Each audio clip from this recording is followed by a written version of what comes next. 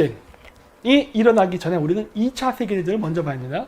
보통 2차 세계대전에도 일본과의 전쟁은 퍼시픽 워, 태평양 전쟁이라고 따로 부르는 경우가 많습니다. 물론 2차 세계대전이라 검색해도 일본은 나와요. 나오는데 서양인들 머릿속에서의 일본은 조금 거리가 있어. 아무래도 독일, 히틀러, 나치 이런 거에 더 많이 익숙해졌기 때문에 2차 세계대전 어쨌든 끝난 다음에 미국인의 입장에서는 이렇게 2차 세계대전, 그러니까 서양인의 입장에서는 모든 게 독일과의 전쟁이었어요. 따라서 독일이 항복했을 때 당시 세계 사람들은 환호했습니다. 전쟁은 끝났다. 그랬는데 유럽 전선에서 전쟁이 끝난 다음에 배를 타고 다시 넘어가잖아요. 그랬는데 이 군대가 어디로 가기 시작했느냐? 태평양으로 가기 시작합니다. 그래서 어떤 일이 발생했느냐? 그 당시에 미군 내에서 태평양으로 군대를 이동시키려고 하자 거의 군사 구테타에 가까운 반란이 일어납니다. 왜? 아니 전쟁 끝났잖아. 전쟁 끝났는데 왜 태평양 왜 가? 이렇게 된 거예요. 더구나 미국의 정치적 중심지는 동부 아니에요. 더구나 1945년대에 아직도 미국은 서부보다는 동부가 더 발전돼 있었다고. 모든 중심지가 지금도 그렇잖아요. 뭐 캘리포니아라던가 뭐 샌프란시스코처럼 있긴 있지만은 대부분 동부잖아요. 그렇기 때문에 그러한 백인들 입장에서는 태평양이란 건요 완전히 신천지예요. 잘 모르는 지역. 일본? 잘 모르지. 그 당시 일본을 어떻게 알아요? 정치인들 빼놓고 일반 사람들. 그렇기 때문에 독일이 항복을 했을 때 미군들이 태평양으로 이전을 할 때 엄청나게 군대들이 말을 안 들었어요. 나 이제 전쟁 끝났는데 좀 집에 가서 부인이나 애인하고 좀 닐리리 빤스도 좀 하고 해야 되는데 이게 뭐하는 짓이야? 내가 태평양이라는 알지도 못한 지역에 가서 개죽음을 당해야 돼? 이러한 분위기가 살벌했다고. 그래서 미국 내에서도 굉장히 머리가 아팠어요. 야 이거 어떻게 하지? 종전을 시켜야 되는데 종전이 안 됐어. 독일만 행복을 했지 일본은 항복하지 않았어. 근데 군대를 태평양으로 보내니까 미군들이 난리를 치네. 이거 어떻게 하면 좋지? 이렇게 된 거예요. 이러한 분위기가 미군 내에 있었습니다. 따라서 미국이 일본하고 전쟁을 해서 종교를 시키는 것은 굉장히 아주 골치 아픈 문제였어요. 이미 전쟁을 너무 길게 끝냈거든. 길게 했거든요. 독일하고. 피로가 다 쌓였는데 또 일본하고 전쟁을 해야 돼? 이런 상황이었다고요. 안 할 수는 없어. 왜? 일본은 항복한 게 없으니까. 다운폴 프로젝트라는 게 있습니다. 저 작전이 벌어져요. 저 작전이 뭐냐면 일본 본토 상륙 작전입니다. 이 일본 본토 상륙 작전을 하려고 했는데 저 당시에 미군 내에서 그러한 살벌한 분위기가 있었던 거예요. 그래서 몰락 작전이라고 해서 일본 본토에 상륙하는 작전이었어요. 올림픽 작전과 파스텔 작전이라고 있는데 올림픽 작전이라는 거는 일본 본토로 상륙하기 위해서 큐슈로 군대가 간다는 거였고 파스텔 작전이라는 건 가짜입니다. 시코쿠. 올림픽 작전, 그러니까 다운폴 작전 중에 다운폴 작전이라는 큰 제목이 있고 그 밑에 세부적인 작전으로서 이제 올림픽 작전이라는 게 있었는데 올림픽 작전이 뭐냐면 여기 보시면 여기 큐슈로 상륙하는 작전이에요. 이게 다운폴 작전 중에 소 카테고리로 올림픽 작전이라는 게 이 큐슈에 상륙하는 작전인데 파스텔 작전인 건 뭐냐? 이 시코쿠로 들어간다고 한 겁니다. 가짜 정보죠. 노르망디 상륙 작전 때도 이런 작전을 썼거든요. 가짜 정보를 흘린 거예요. 그래서 시코쿠로 군대를 보내게끔 하려고. 그 외에 작전 하나가 프로젝트가 더 있는데 여기 안 나오네. 일본 혼슈, 즉 시즈오카일 거예요. 거기 반도 있는데 그쪽으로 상륙하는 작전이 하나 더 있어요. 그래서 그 작전을 당시에 미국이 만들었습니다. 그래서 준비를 했는데 이게 쉬운 일이 아니야. 그래서 여기 보면은 그게 그때 당시에 있었던 작전 서류입니다. 요거는 최근에 나온 거고 요게 이제 원본. 요 오른쪽 제 어깨 여기 1945년 5월 29일이라 써 있는 것 같기도 하고. 네. 요겁니다. 요 작전을 그 당시에 하려고 했어요. 그래서 이게 그 당시에 그 작전 그 서류고 이미 다 비밀 공개가 됐기 때문에 여러분들 인터넷 찾아보면 이거 나옵니다. 예. 그래서 이렇게 군대를 침투시키는 작전이었어요. 그래서 하와이, 이오지마, 필리핀, 오키나와에서 군대를 보내서 시코쿠로 침략하는 작전이에요. 또 또 하나의 작전이 요거죠. 혼슈, 요코하마 그 근처로 상륙하는 작전. 이것도 이오지마, 필리핀, 오키나와, 큐슈. 그러니까 즉 큐슈가 요 앞쪽에서 큐슈를 점령한 이후에 큐슈서부터도 이렇게 추가로 가는 걸로. 그러니까 큐슈를 점령하고서 시코쿠라던가 아니면 저 혼슈 중에도 저기 큐슈 건너편 저기를 칸사이라 그러잖아요. 관서지방 교토일 건데 저기를 육지전을 하면서 독일 때처럼 그렇게 가는 게 아니라 그냥 큐슈만 점령해서 상륙지를 확보해 놓고 그 다음엔 배를 타고서 혼슈, 도쿄로 진격하는 저러한 작전이었어요. 물론 군인들이 말을 안 들었어. 군인들이. 예, 왜 말을 안 들었느냐? 좀 이따 건 얘기할게요. 그래서 당시 미국이 독일이 패전한 이후에 일본을 공격해서 항복을 시키기 위해서 쳐들어갈 때 접근할 수 있는 루트는 이렇게 3개였어요. 어쨌든 우여곡절 끝에 이렇게는 했습니다. 필리핀도 점령하고. 근데 그 상태에서 일본을 항복시키기 위해서 동경을 점령하려면 갈 수 있는 루트가 요거밖에 없어. 그래서 요게 이오지마입니다. 이오지마라는 거 검색하면 그 영화가 있을 거예요. 일본에서 만든 영화입니다. 일본 열도에서 꽤 멀리 떨어져 있습니다. 근데 저 이오지마라는 섬을 점령하는 2차 세계대전 영화가 있어요. 그 미국 보면은 그 이게 미국 깃발 이렇게 막 세우는 거 있잖아요. 이거 이런 거 있잖아요. 이런 거. 저게 이오지마 전투예요. 이오지마 전투에서 그 고지를 정복한 다음에 미군이 저 성조기를 세운 그건데 제가 예전에 저희 아버지한테 들을 때는 저거 성조기 세웠던 군인들 다 죽었다고 들었습니다. 예. 그러니까 그 당시에 일본군이 어떻게 했냐면 가만히 기다리고 있다가 미군들이 쫙 올라오면은 탁 튀어나서 죽이고 또 동굴로 숨어서 게릴라전하고 이런 식으로 했대요. 하여튼 이오지마를 점령하는데 미군이 엄청 고생을 했답니다. 요게 활주로입니다. 저기 활주로를 왜 만들었느냐? 이오지마에서 동경이나 일본 이가 본토죠. 큐슈, 시코쿠, 뭐 혼슈 이런데 여기를 폭격하기 위해서 비행장이 필요했어요. 그래서 이오지마를 점령한 겁니다. 그랬기 때문에 당시에 일본에서 저 섬을 사수하려고 노력을 많이 했던 거예요. 왜? 저 섬을 빼앗기면은 일본 본토 동경이 폭격당할 수 있어요. 물론 항공모함을 갖고 와서 폭격해도 되지만 항공모함으로 폭격을 하려면요 항공모함 선단이 와야 되잖아. 근데 선단이 와도 또 뭐가 필요하다? 그러면은 급유를 어디서 할 거야? 왔다가 본토로 돌아가나? 물론 하와이가 있죠. 이런 여러 가지 문제 때문에 제대로 반응하기가 힘들어. 그래서 이오지마를 점령하고 거기다 비행장을 깔아놓고 병참기지를 건설해 놓은 다음에 폭격기를 보내야 계속 공격할 수가 있다고. 그래서 이오지마 전투가 전략적으로 중요했던 거예요. 예. 그다음 오키나와 유일한 본토 전쟁? 본토라고 할 수는 없지만 어쨌든 일본이 지배했던 실질적으로 그 영토에서 일어난 전쟁이죠. 오키나와 이거 조그만데 오키나와 확대면 여기가 오키나와 미군 기지가 있는 곳입니다. 그리고 요 위에 제가 빨갛게 여기는 지금 미군이 새로 만드는 해노코라는 기지예요.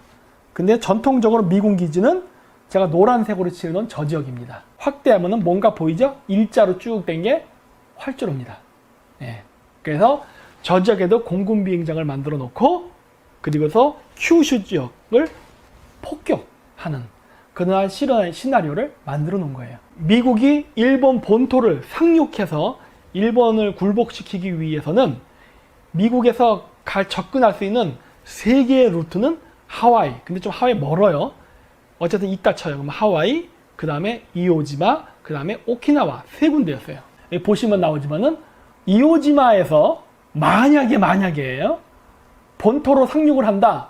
그러면은 1115km 정도의 거리가 됩니다. 멀어. 더구나 태평양이에요. 여기가 파도가 장난이 아니에요. 1100km를 상륙전을 타고 간다? 와, 이건 죽음이지. 그리고 또 한 가지의 바리안트가 오키나와입니다. 오키나와가 615km예요. 한 절반 정도? 네. 이러다 보니까 할 수가 없어. 일본이 왜 불사항전을 했는지가 여기에 있는 겁니다. 독일하고 달라요. 독일은 내륙 전투였기 때문에 일단 상륙을 하고 나면은 군수물자를 원활히 조달하면서 막 물량 공세로 나가면 되는데 일본 태평양 전쟁은 섬, 바다, 해전 위주였기 때문에 이 군수 보급이라는 게 굉장히 중요한 문제였거든. 자, 그 일본이 왜 항복을 했느냐? 소련군이 쳐들어왔기 때문에 항복한 겁니다. 소련군이 쳐들어왔기 때문에. 자, 이게 바로 그겁니다. 보세요. 소련군이 쳐들어서 만주를 점령하고 조선을 점령하고 대마도까지 점령한다면, 물론 부산도 상관없어요. 부산에서 와도 상관은 없어. 하지만 대마도까지 점령한다면 대마도에서 후쿠오카까지의 거리가 대략 113km예요. 엄청 가깝죠. 소련이 참전함으로 인해서 일본은 항복한 거예요. 핵폭탄을 맞았다고 일본이 항복한 게 아닙니다. 일본은 핵을 쏴도요, 싸울 의사가 있었어요. 항복할 의사 없었습니다. 근데 왜 일본이 결국 무릎을 꿇었느냐? 소련 참전 때문에 그래. 왜냐? 그 당시에 소련군은요, 연합국이었습니다. 그 당시에 소련하고 미국은 같은 편이었어요. 독일과 일본을 제거하기 위해서 같은 편이었다고. 물론 내부적으로 사이가 안 좋았어. 하지만 일단 같은 편이었어.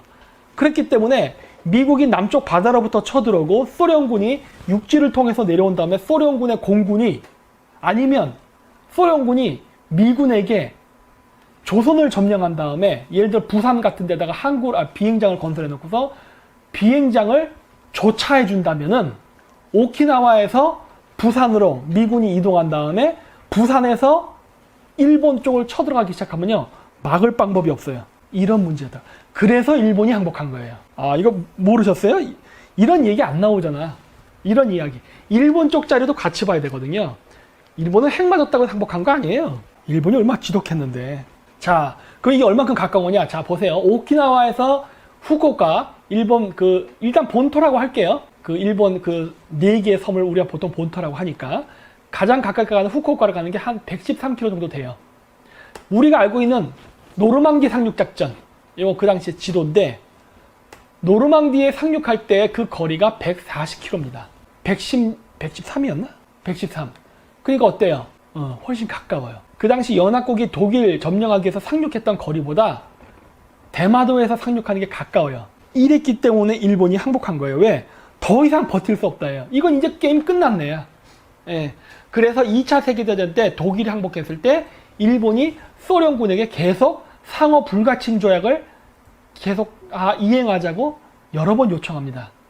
왜냐? 옛날 때 소련이랑 일본은요, 상호 불가침 조약을 맺었었어요. 그리고 소련도 당시에 유럽 전선이 불안했기 때문에 독일이 쳐들어올 수 있고 여러 가지 가능성이 있었기 때문에 일본하고 이렇게 쳐들어오면은 소련도 짬뽕이 되잖아. 양쪽에서 쳐들어오면. 그렇기 때문에 상호 불가침 조약을 맺었었다. 야, 일본, 우리랑 싸우지 말자. 그리고 당시에 연해주에 뭐가 있어요? 솔직히 일본 군대가 소련을 쳐들어가잖아요? 무주공산입니다. 일본군이 거의 바이칼 호수 있는 데 있죠? 일본이 여기까지 갈 수 있다고. 이르크츠크. 여기까지. 일본이 여기까지 진출할 수 있어요. 예. 그러면은 일본의 영토가 러시아 땅의 절반을 가져가는 거라고. 그게 가능해요. 왜? 여기 군대가 없어요. 여기서 블라디보스톡만 치면은 러시아 땅 절반을 차지할 수 있는 그 정도의 메리트가 있는 거라고요. 그랬기 때문에 소련 입장에서도 상호 불가침 조약을 맺고 있었어요. 근데 히틀러가 무너지고 나니까 스탈린이 군대를 조용히 시베리아로 보내죠. 일본에서 계속 협상하자는데 스탈린이 아무 말도 안 해요. 예스 노를 안 해. 그러면서 군대를 조용히 보내. 그래서 이렇게 만약에 소련이 지원을 한다 그러면 대마도 혹은 부산을 점령하고서 일본 본토를 아주 쉽게 점령할 수 있는 여건이 마련될 수 있는 상황이었어요. 밑에 3개는 일본이 어떻게든 버틸 수 있었지만 왜 일본이 버틸 수 있다고 계산을 했냐면, 아까도 얘기했지만 핵폭탄을 맞으면서까지 왜 일본이 싸우려고 했었느냐.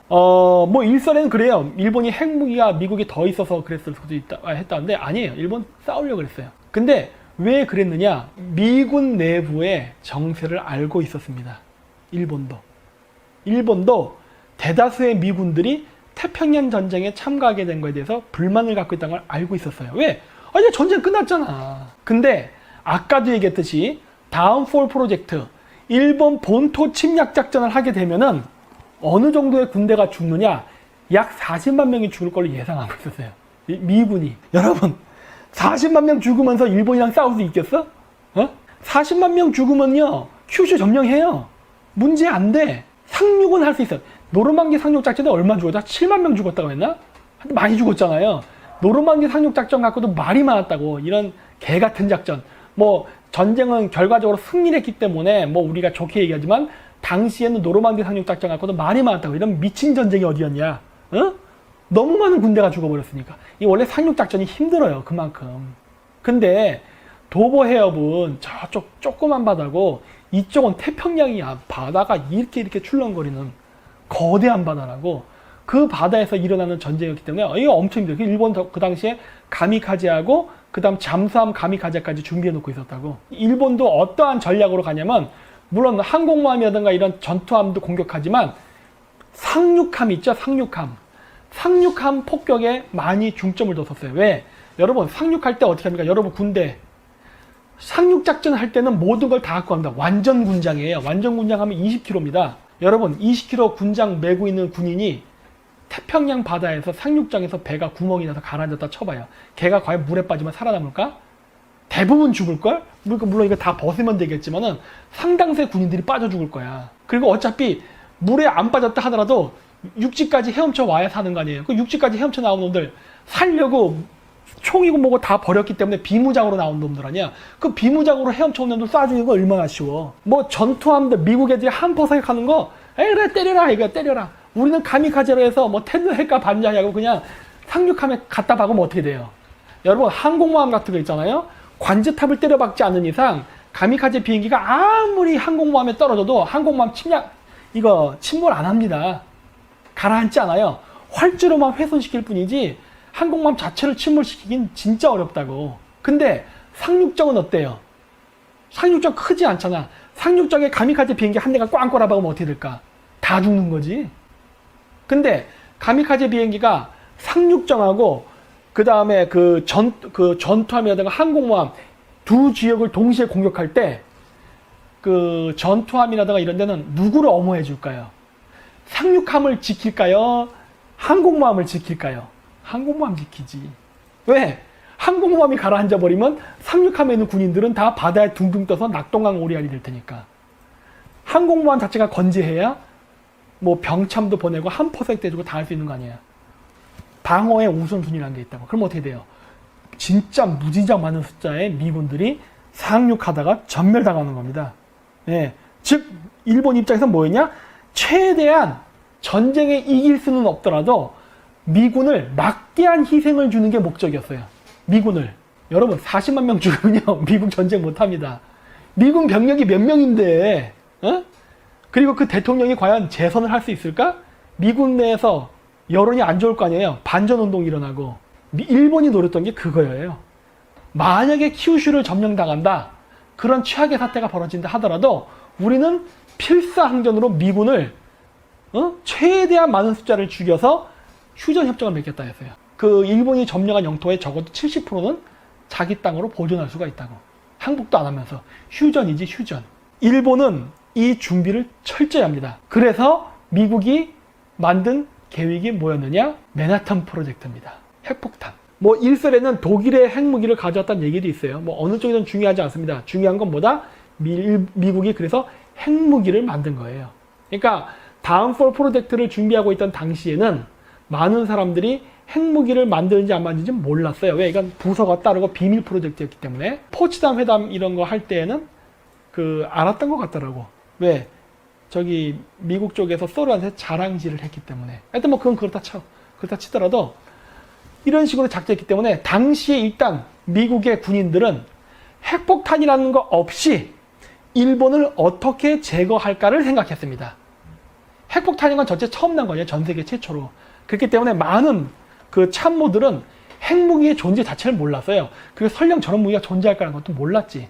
그렇기 때문에 이러한 상황, 일본도 알고 미국도 알고 일본 본토 침략을 하게 될 경우에는 많은 미군이 죽는다는 걸 알았기 때문에 일본도 많은 이 미군을 죽이면서 여론전에서 미국 내 여론전에서 반전 여론을 이끄는 것을 전략적으로 삼고 있었고 미국도 그걸 알았기 때문에 어떻게든 강력한 피해를 줘야만 된다 했어요. 미국 입장은. 일본을 완전히 팔다리 그냥 모가지까지 다 잘라서 그 전투 불능 상태로 만들어 놓고 안전하게 상륙작전을 하자는 게 당시에 미국의 계획이었습니다. 핵무기를 모르는 상태에서. 그래서 창과 방패로 치열하게 싸웠던 거예요. 그때 일본이 만들었던 작전이 바로 이 결호 작전입니다.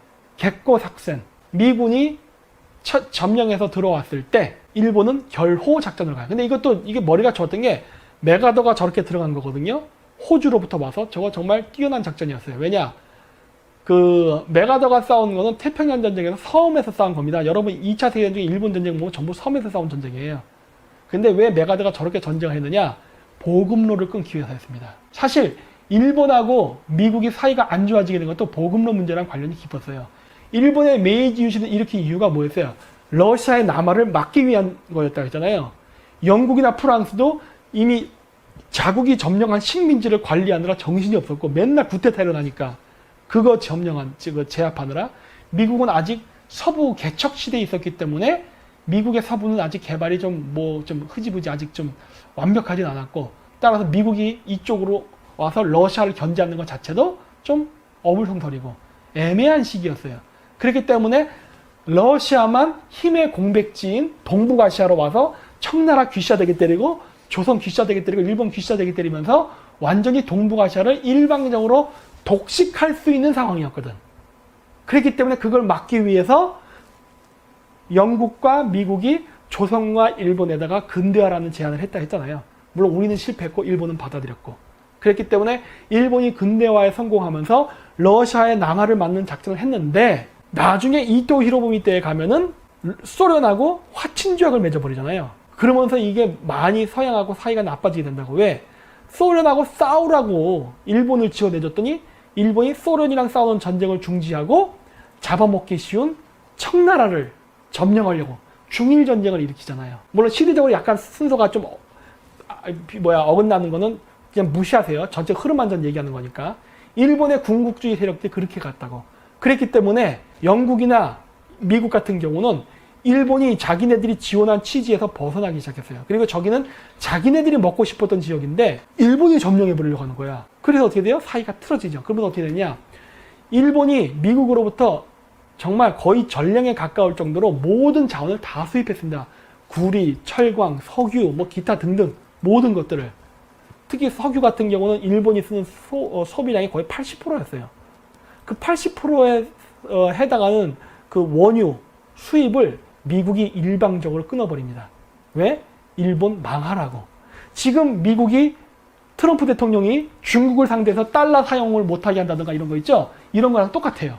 그냥 죽으라고 끊어버리는 거야. 그래서 그 당시에 일본이 미국한테 엄청 사정을 해요. 제발 살려줘라. 왜 갑자기 우리 카스아테프트 밀약도 맺고 사이가 좋았던데 너희들 갑자기 왜 그래? 왜 우리 이렇게 괴롭혀? 이런 식으로 나간다고요. 미국이 그랬던 이유는 뭐다? 일본이 중국을 점령하게 되면은 미국이 그리고 영국이 자체 영향권이 줄어들까봐. 일본이 패권 국가로 가는 걸 막기 위해서 그런 방해 공작을 한 거였거든요. 그러다 보니까 자원이 끊긴 겁니다. 마찬가지예요. 그래서 일본이 자원이 끊기다 보니까 어떤 일이 벌어지냐? 저 사진 보여주세요. 미국으로부터 들어오던 원유 수입이 끊기니까 일본이 동남아시아를 공격합니다. 이미 인도네시아에서 그 당시에 석유가 났어요. 그렇기 때문에 미국으로부터 공급이 끊기면은 동남아시아 지역을 점령해서 저 지역에서 원유를 수급하면 됐다고. 원유를 수급해서 싸우면 돼. 그러다 보니까 어떻게 돼요? 영국, 프랑스, 네덜란드 이런 나라들과 사이가 나빠진 거예요.